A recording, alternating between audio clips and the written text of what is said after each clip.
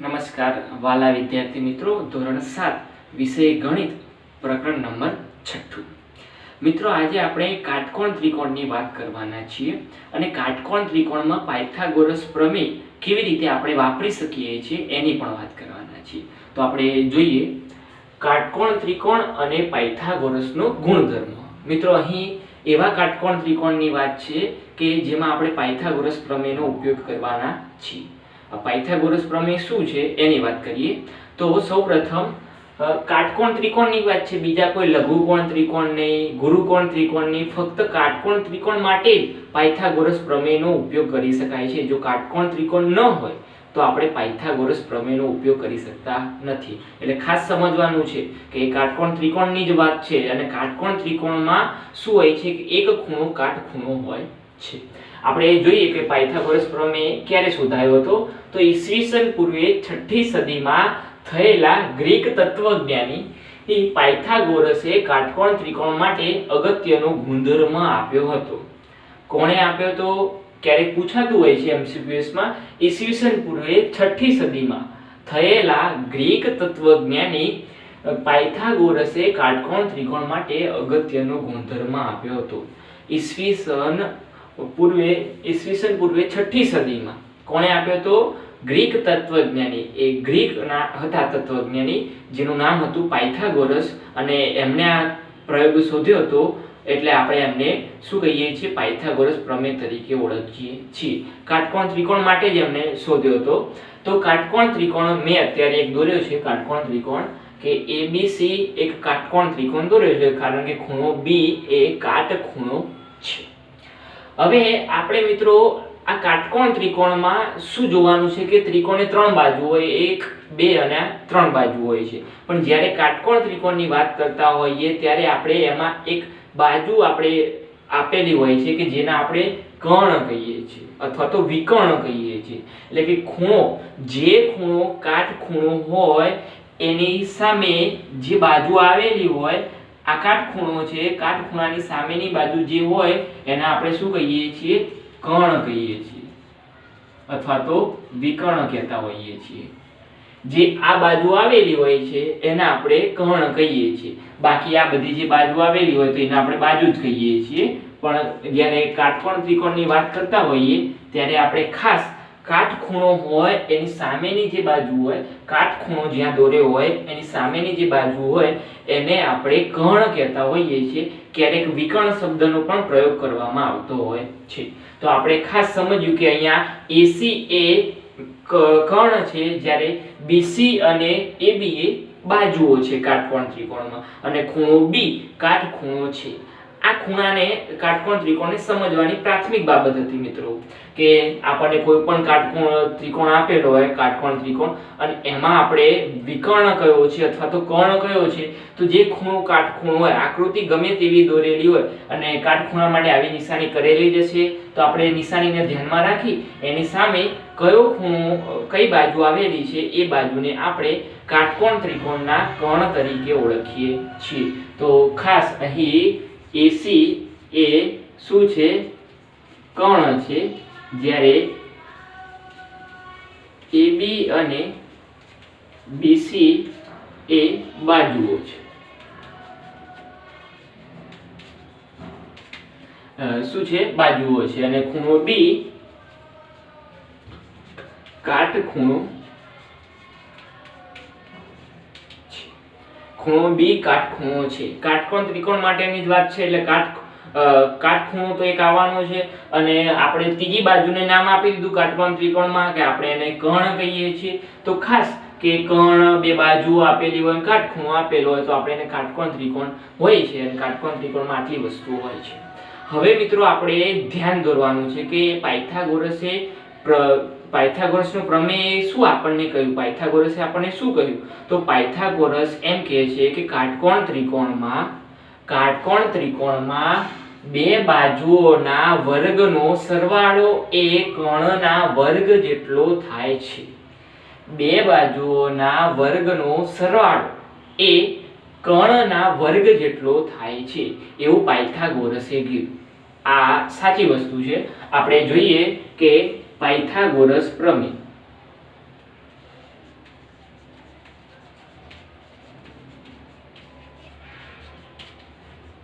પ્રમેય શું કહે છે કે બે બાજુના વર્ગનો સરવાળો એ કર્ણના વર્ગ જેટલો થાય છે. તો મેં એને આ રીતે લખી શકું કે બાજુનો વર્ગ વત્તા બાજુનો વર્ગ બરાબર કર્ણનો વર્ગ. મેં કહ્યું એ પ્રમાણે કે બાજુઓના વર્ગનો સરવાળો, આ બાજુઓના વર્ગનો સરવાળો એ કર્ણના વર્ગ જેટલો થાય છે એવી આપણને ખબર છે. પાયથાગોરસે આપણને આ વિધાન આપ્યું કાટકોણ ત્રિકોણ માટે. કોઈ પણ કાટકોણ ત્રિકોણ હોય એની જે બાજુઓ હોય એ બે બાજુઓનો વર્ગ કરીએ અને એનો સરવાળો કરીએ એ કર્ણના વર્ગ જેટલો જ હોય. આ સનાતન સત્ય વાક્ય છે અને છેક 12મા ધોરણ સુધી અને 12મા ધોરણ પછી પણ આ સૂત્રનો ઉપયોગ થયા જ કરશે. એટલે ખાસ આ સમજવાનું છે મિત્રો કે બાજુઓના વર્ગનો સરવાળો એ કર્ણના વર્ગ જેટલો હોય છે. હવે આપણે બાજુ લેવાની છે. બાજુ કઈ છે? AB બાજુ છે. તો આપણે AB નો વર્ગ વત્તા બાજુ કઈ છે બીજી?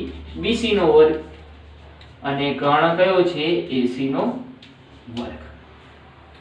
હવે આપણને આટલું આપેલું છે. આપણા માટે આ વર્ગ છે એ જરા થોડું નવું છે પણ એ હું તમને એક એક્ઝામ્પલ ગણાવીશ ત્યારે સમજાવી દેવાનો છું. અત્યારે ખાલી આપણે એટલું સમજીએ કે જ્યારે કોઈ પણ બે બાજુઓના વર્ગનો સરવાળો એ કર્ણના વર્ગ જેટલો હોય છે આને આપણે પાયથાગોરસ પ્રમેય કહીએ છીએ.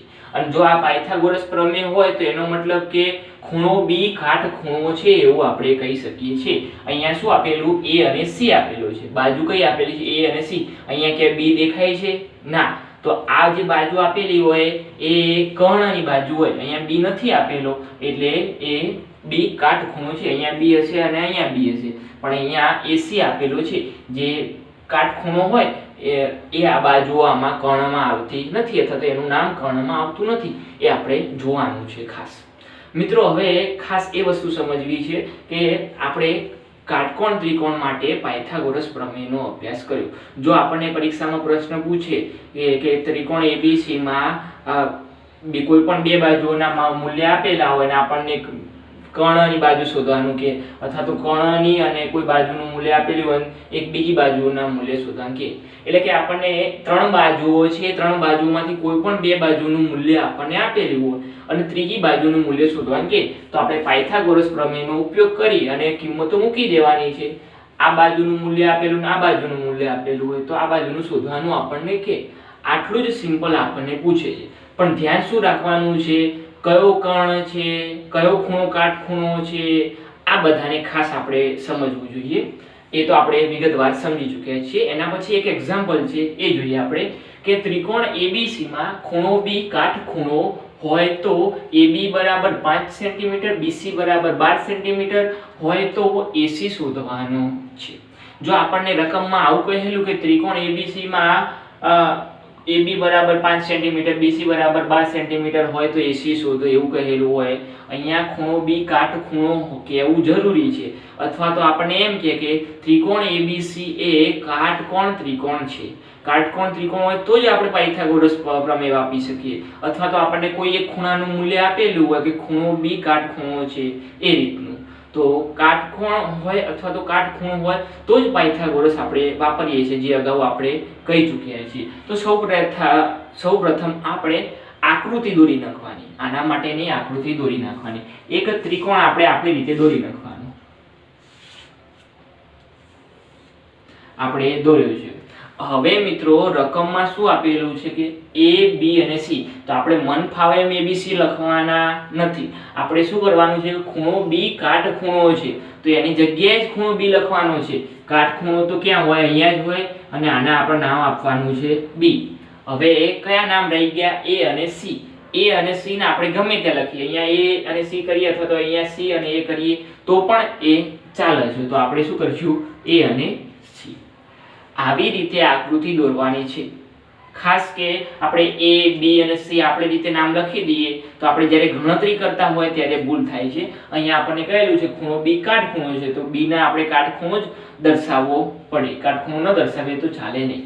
હવે આપણને માપ આપેલા છે કે AB બરાબર 5 સેન્ટીમીટર. આ A અને B આનું માપ આપેલું છે 5 સેન્ટીમીટર. BC બરાબર 12 સેન્ટીમીટર. BC બરાબર 12 સેન્ટીમીટર. અને AC આપણે શોધવાનો છે. એટલે કે કાટકોણ ત્રિકોણ આપેલો છે કે જેમાં B ખૂણો કાટખૂણો છે, B ખૂણાની સામેનો ખૂણો આપેલો હોય જેને આપણે કર્ણ કહેતા હતા ટૂંકમાં. આ જે ખૂણો AC એ આપણે કર્ણ છે અને AC આપણે શોધવાનો છે. આપણને બે બાજુઓના મૂલ્ય આપેલા છે, કાટકોણ ત્રિકોણ છે એ પણ ખબર છે અને ત્રીજી બાજુ આપણે શોધવાની છે. તો આપણે શું કરીશું મિત્રો, પાયથાગોરસ પ્રમેયનો ઉપયોગ કરીશું. જોઈએ આપણે કેવી રીતે કરીએ છીએ. તો પહેલા તો આપણે જે અહીં આપેલું છે ને એ લખી દેવાનું કે અહીં AB બરાબર 5 સેન્ટીમીટર, BC બરાબર 12 સેન્ટીમીટર અને ખૂણો B કાટખૂણો. હવે આપણે એટલી ખબર છે ખૂણો B કાટખૂણો છે તો આપણે શું કરીશું, સીધું પાયથાગોરસનો પ્રમેય વાપરતા પાયથાગોરસ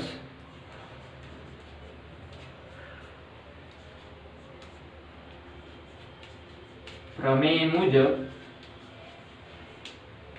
પાયથાગોરસના પ્રમેય મુજબ આપણે આટલું વાક્ય લખવાનું કે પાયથાગોરસનો પ્રમેય આપણે વાપરીએ છીએ. તો આપણને પાયથાગોરસે શું કીધું કે કોઈ પણ બે બાજુના વર્ગનો સરવાળો એ કર્ણના વર્ગ જેટલો હોય છે.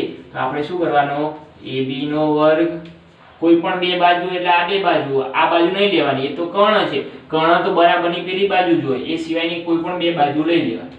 BC નો વર્ગ બરાબર AC નો વર્ગ થાય છે. આપણે AB નો વર્ગ પ્લસ BC નો વર્ગ બરાબર AC નો વર્ગ આપણે થાય છે. પાયથાગોરસે જે કીધું કે કાટકોણ ત્રિકોણમાં કોઈ પણ બે બાજુ, આ બે બાજુઓના વર્ગનો સરવાળો એ કર્ણના વર્ગ જેટલો થાય છે. તો આપણે એ લખી દીધું. હવે જેના મૂલ્ય આપેલા છે એ મૂલ્ય એની જગ્યાએ મૂકી દેવાના. અહીંયા AB નું મૂલ્ય આપેલું છે 5 સેન્ટીમીટર, તો આપણે AB ની જગ્યાએ શું કરશું, 5. અને ખાસ કે 12 આપણે વર્ગ છે તો વર્ગ તો લખવાનો જ છે, પ્લસ BC બરાબર આપેલા છે 12, 12 નો વર્ગ બરાબર AC તો આપણે શોધવાના છે.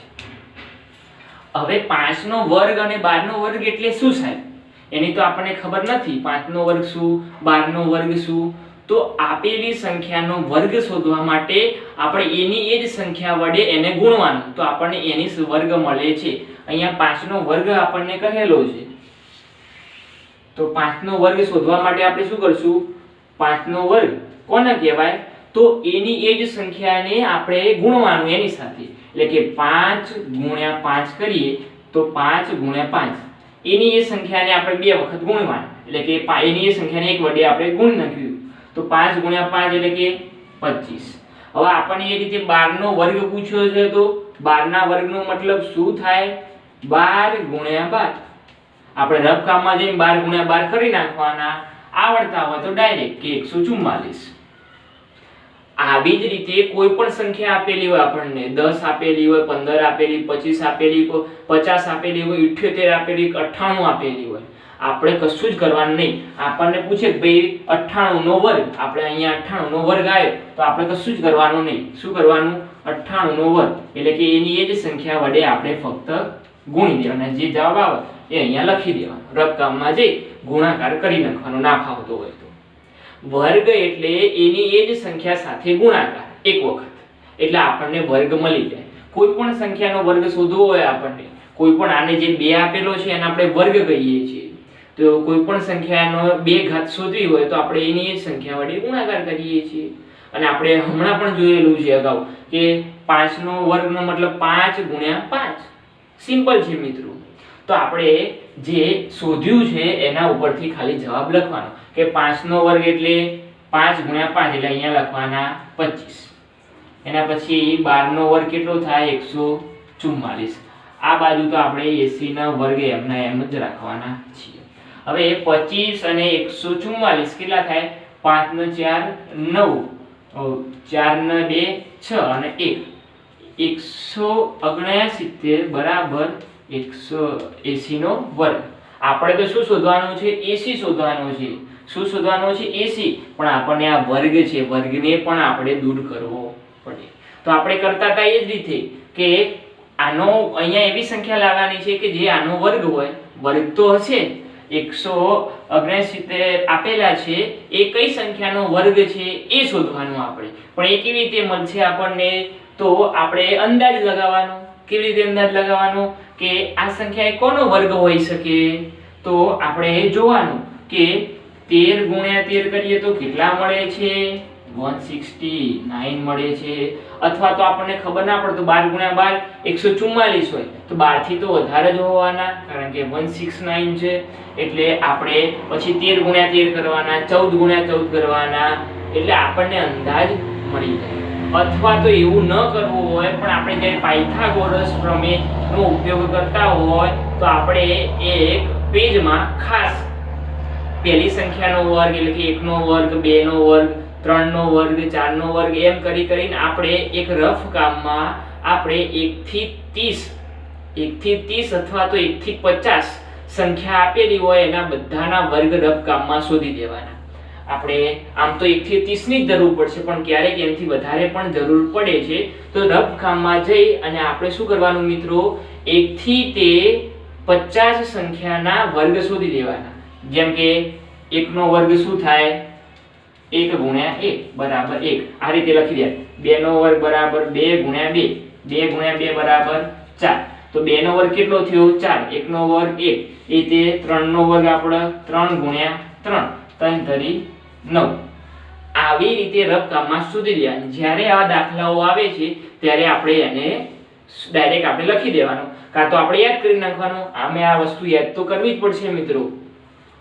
તો આ એકોનો વર્ગ છે તો આપણે જોયું છે કે 13 ગુણ્યા 13 કરીએ તો 169 આવે છે. તો આપણે એવું કહી શકીએ કે આ 13 નો વર્ગ હશે, કારણ કે 13 બે વખત છે એટલે 13 નો વર્ગ. તો આપણે આને 13 નો વર્ગ આ રીતે લખી શકીએ છીએ. હા, લખી શકીએ છીએ.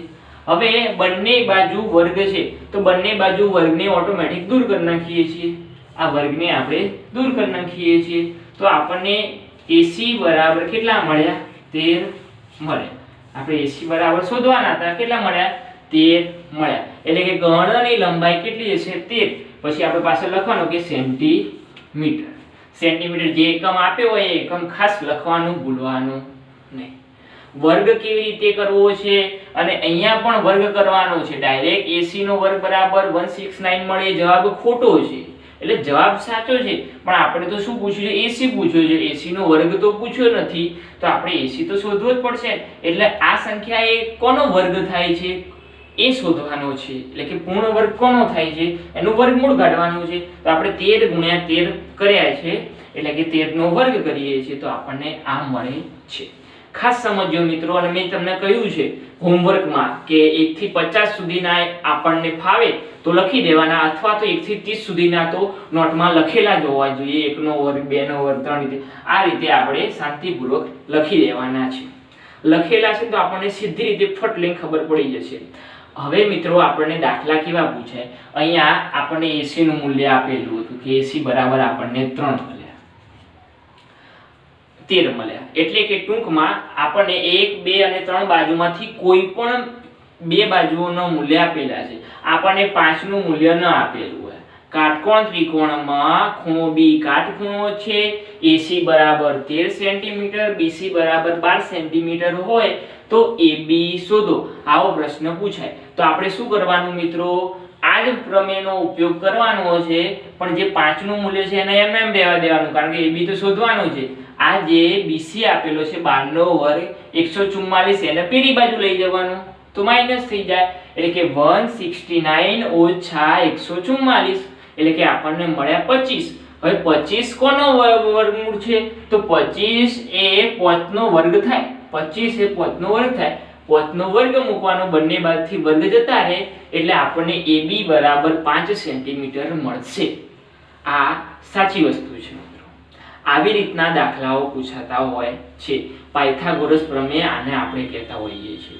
અથવા તો આપણને કોઈ પણ ત્રણ બાજુઓના મૂલ્ય આપેલા હોય, ત્રણ બાજુના કે એક બાજુનું મૂલ્ય 5, બીજાનું 12 અને ત્રીજાનું 13 સેન્ટીમીટર હોય તો એ ત્રિકોણ કાટકોણ ત્રિકોણ છે કે નહીં એવું પૂછીએ તો આપણે શું કરીએ કે બાજુઓના વર્ગનો સરવાળો કરીએ. કોઈ પણ બે બાજુઓના વર્ગનો સરવાળો કરીએ એ ત્રીજી બાજુ જેટલો થતો હોય, ત્રીજી બાજુના વર્ગ જેટલો, તો આપણે કહી શકીએ કે આ ત્રિકોણ કાટકોણ ત્રિકોણ છે. એટલે કે પાયથાગોરસ પ્રમેયમાં કાટકોણ ત્રિકોણ છે કે નહીં એવું આપણને પૂછે તો પણ આપણને આવડે. ખાસ આપણે આ સમજવાનું છે. અને બીજી એક વસ્તુ આપણે નોટિસ કરી છે કે કાટકોણ ત્રિકોણમાં કર્ણનું મૂલ્ય હોય, એટલે કે કર્ણ જે છે સૌથી મોટી બાજુ છે, જે કર્ણનું મૂલ્ય છે આપેલી બે બાજુઓના મૂલ્ય કરતાં વધારે જ હોય છે. એટલે જે કર્ણનું મૂલ્ય હોય એ હંમેશા વધારે જ હોય છે એવું આપણે સમજતા હોઈએ છીએ. અહીંયા 12 છે, અહીંયા 5 છે, પણ કર્ણનું મૂલ્ય તો 13 જ છે, એટલે કે બે કરતાં વધારે જ હશે હંમેશા. એટલે કે સૌથી મોટી બાજુ કઈ હોય છે? કાટકોણ ત્રિકોણમાં સૌથી મોટી બાજુ કઈ હોય છે? તો સૌથી મોટી બાજુ કર્ણ હોય છે. એટલે કે MCQS માં પૂછાઈ શકે છે. તો તમે મિત્રો આટલું ખાસ લખી દેજો. એ લખ્યા પછી ગૃહ કાર્યમાં જે આ કહ્યું છે એ તો કરવાનું જ છે કે આપણે 1 નો વર્ગ, 2 નો વર્ગ, 3 નો વર્ગ એમ કરતા કરતા 30 સુધી, અથવા તો કોઈને વધારે કરવું હોય તો 1 થી 50 સુધી એ રીતે નોટમાં લખી રાખીએ, આપણે ઉપયોગમાં લઈ શકીએ. અને ગૃહ કાર્યમાં સ્વાધ્યાય 6.5 નો પ્રશ્ન નંબર પહેલો અને બીજો, જેમાં ખાસ પાયથાગોરસ પ્રમેયનો ઉપયોગ કરવાનો છે. કોઈ પણ બે બાજુનું મૂલ્ય આપેલું છે, આપણે ત્રીજી બાજુનું મૂલ્ય શોધવાનું હશે. ખાસ મિત્રો તૈયાર કરજો. ધન્યવાદ.